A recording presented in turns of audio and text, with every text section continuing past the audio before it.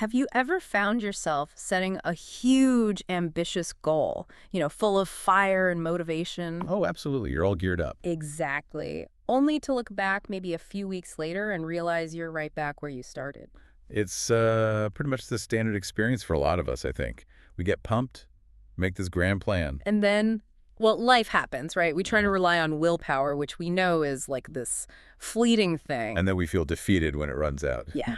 But what if the secret to getting these, remarkable results wasn't about massive willpower or some dramatic life-altering change? What if it was something much, much smaller, almost invisible? Precisely. So today we're taking a deep dive into the fascinating world of habits.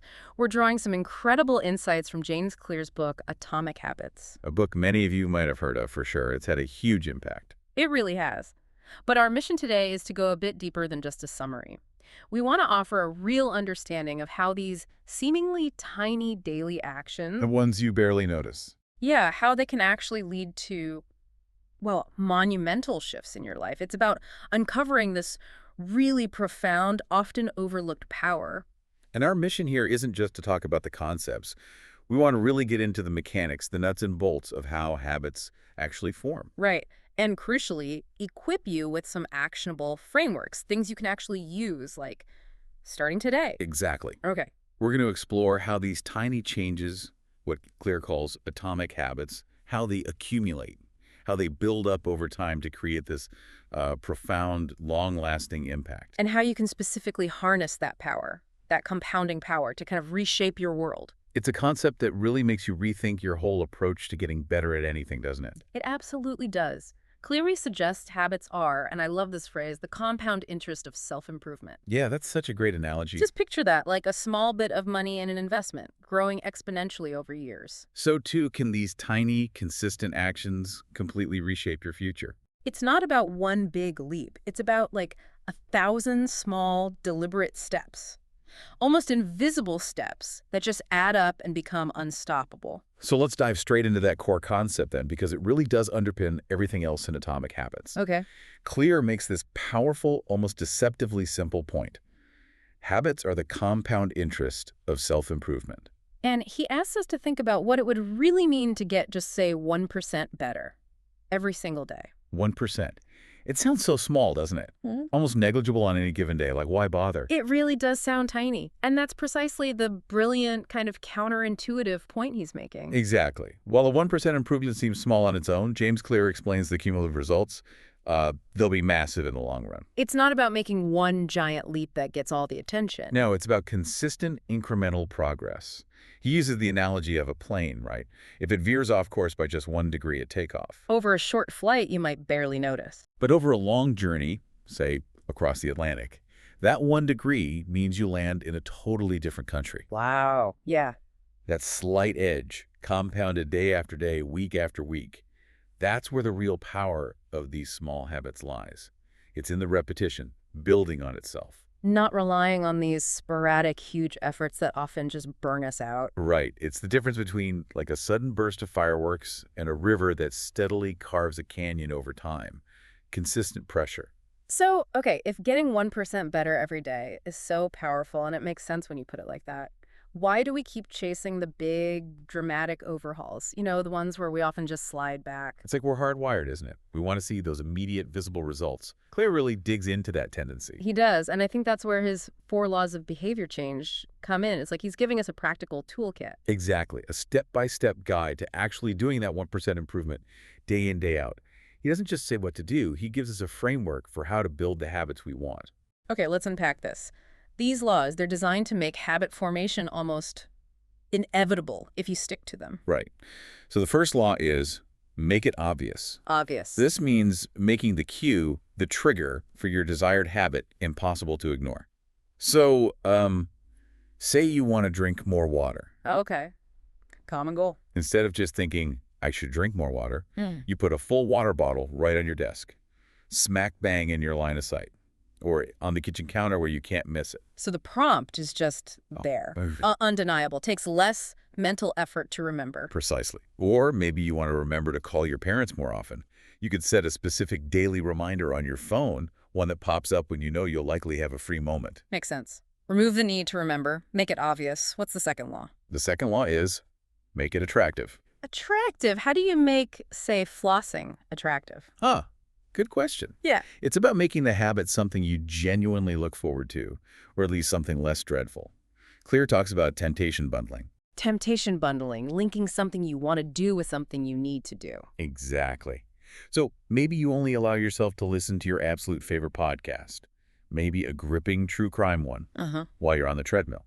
Or if you have some boring admin tasks to do, you pair them with your favorite fancy coffee or a specific playlist you love. You're basically leveraging an existing desire to pull the new habit along, Yeah. making it more appealing. Yes, you make the experience surrounding the habit more attractive. Okay. Obvious attractive. What's number 3? Third law, make it easy. This is huge. It's all about reducing the friction, making the effort to start the habit almost zero. This is where the 2-minute rule comes in. Exactly. If you want to read more, the habit isn't read for 30 minutes, it's read one page. Or even just open the book. Or put the book on your pillow, like you mentioned earlier. Yes, make it physically easy to start. If you want to run in the morning, lay out your running clothes the night before, right next to your bed. So the initial hurdle is tiny. It's hard to say no to just putting on your running shoes if they're right there. Right. Clear argues the main goal initially isn't perfection, it's just showing up, starting the habit. Make it so easy that even on your worst, least motivated day, you can still do that tiny first step. Okay, that feels achievable, obvious, attractive, easy. What's the final law? And number 4, make it satisfying. Satisfying. So you need a reward. Yes, but crucially, an immediate positive reward. Our brains love immediate gratification. It reinforces the behavior. So not just the long-term benefit like getting fit, but something right away. Exactly. If you finish a tough work task, don't just move on.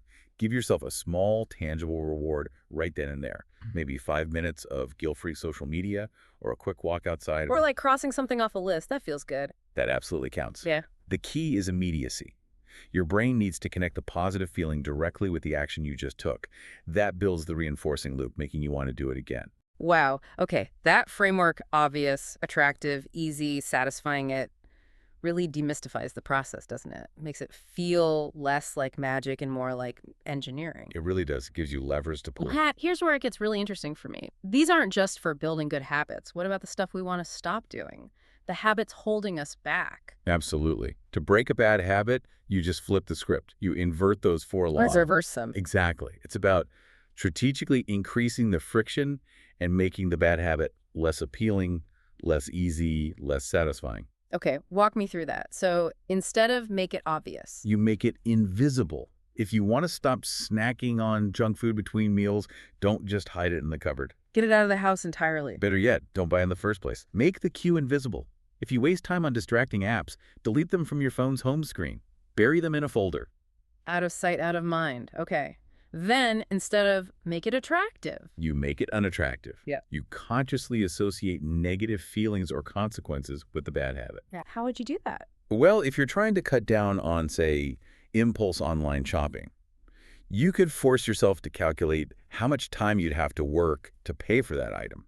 Or think about the clutter it adds. Make the hidden costs really tangible and, well, unattractive. Right. Focus on the downsides. Okay. Third, instead of make it easy. You make it difficult. Increase the friction. Add steps between you and the bad habit. Like unplugging the TV after you use it? Or leaving your phone in another room at night? Exactly. If you have to physically get up and go to another room to check your phone, you're less likely to do it mindlessly. Put batteries for the remote in a drawer. Add obstacles. The more effort required, the less likely you are to follow through. Makes sense. Increase the hassle factor. And finally, instead of make it satisfying. You make it unsatisfying. Create an immediate negative consequence, even a small one. Like a punishment? Sort of. But maybe think of it as accountability. Yeah. You could have a habit jar every time you slip up, you put $1 in, maybe for a cause you don't like. Huh? Or tell a friend your goal. Make yourself accountable. The potential for mild embarrassment can be a surprisingly effective deterrent. It just makes the immediate aftermath of the bad habit feel less good. So it's all about designing your choices, really. Making the good path easier and the bad path harder. Almost by default. Precisely. Taking willpower slightly out of the equation. It's fascinating because Clear really shifts the focus away from just goals, too, doesn't he? We focus so much on the outcome. I want to lose X pounds. I want to write a book. Right, those big finish lines. But have you ever felt like your behavior just doesn't match up with those aspirations? Like you want to be that person, but your daily actions are telling a totally different story.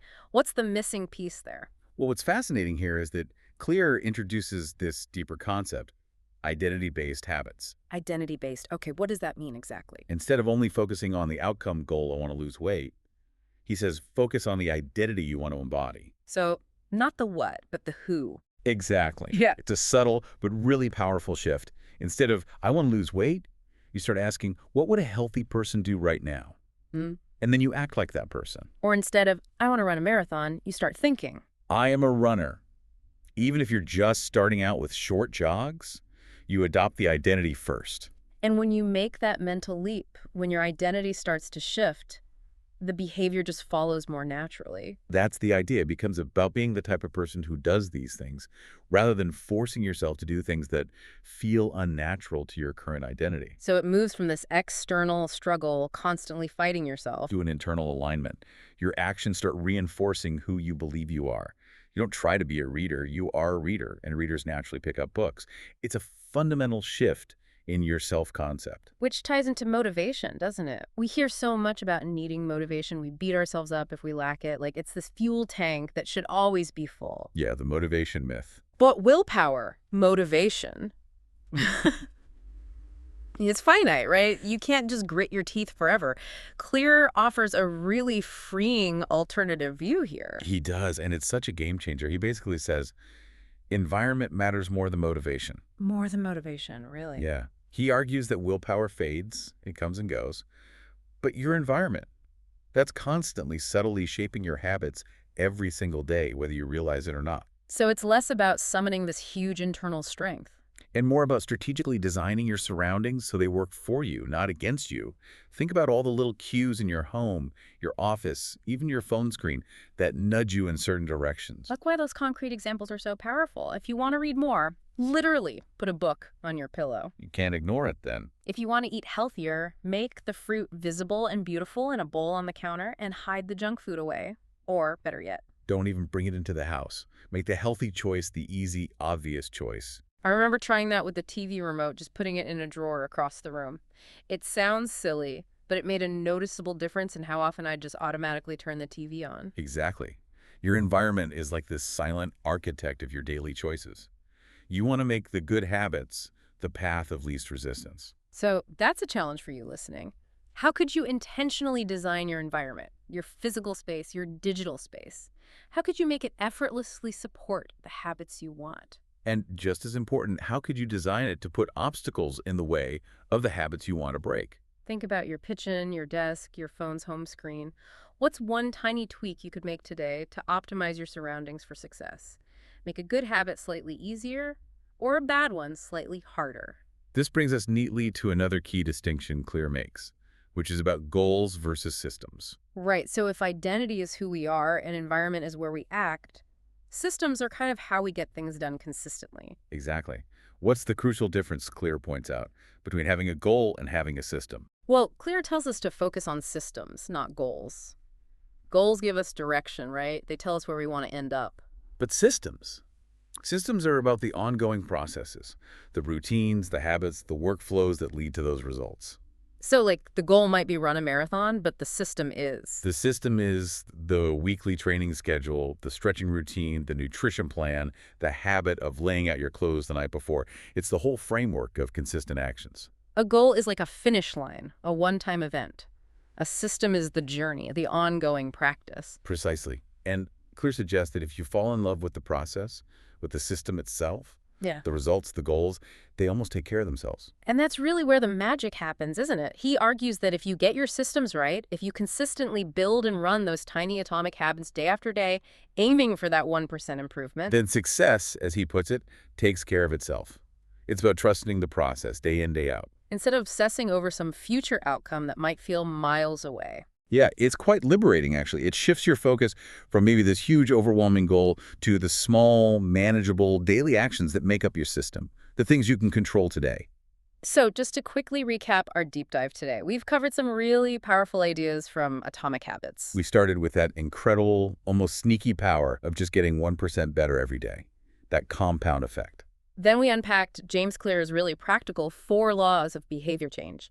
Make it obvious, attractive, easy, and satisfying. And how you simply reverse those laws to break bad habits, make it invisible, unattractive, difficult, and unsatisfying. We also touched on that profound shift from focusing only on outcome goals to embracing identity-based habits, becoming the person you want to be. And the crucial, maybe underrated insight that your environment often shapes your behavior more than sheer motivation or willpower does. Design your surroundings for success. And finally, that wisdom of focusing on building robust systems, the daily processes, rather than just staring at the distant goals themselves. It really boils down to recognizing that huge success doesn't always require huge, drastic action. Often, it's the result of small, consistent, atomic actions, repeated over time. Which leaves us with a final thought, perhaps, for you, the listener. Yeah, this raises an important question to reflect on. If success isn't really about one grand gesture, or relying just on willpower that comes and goes, but instead it's about this continuous stream of tiny, compounding actions and well-designed systems. Then how might you rethink your approach to any challenge you're facing or any aspiration you have right now? What's one small, maybe almost laughably simple change you could make today? To your environment or to your daily routine? Knowing that even that smallest, consistent effort compounded over time can lead to truly remarkable, maybe even unforeseen results in the long run. Something to think about.